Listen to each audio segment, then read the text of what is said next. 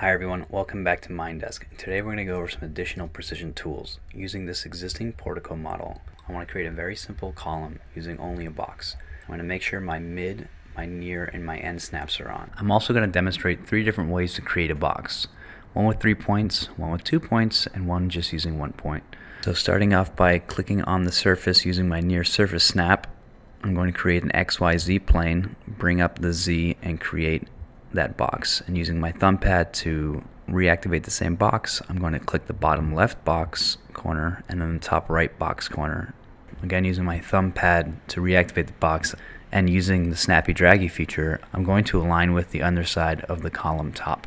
After loosely modeling those 3 boxes, I need to still align them together. So what I want to do is select the move command, grab the box, and begin by locking the red axis. So once I start moving it, if I press the thumb pad, it locks that axis, shown by a red circle on the right thumb pad, which allows me to wave it back and forth loosely, knowing it's still on the red axis.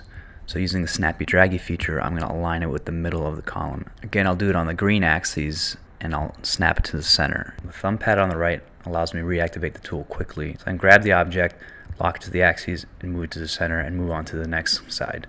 Once you do this a few times, you get very fast at it. So I'm going to speed this up right now, and I'm going to select the rest of the column and bring it to the end piece so I can begin to array them across the entire portico. So aligning it to the left corner, I'm going to take out the array command and click the center and then align to the center. And just by bringing my cursor to the right, the rest of the columns will populate. Now by selecting all, by holding down the trigger, I can copy with the center to the center, again locking the axes, and it's as simple as that. Thanks everyone, and stay tuned for more Mindesk tutorials coming your way.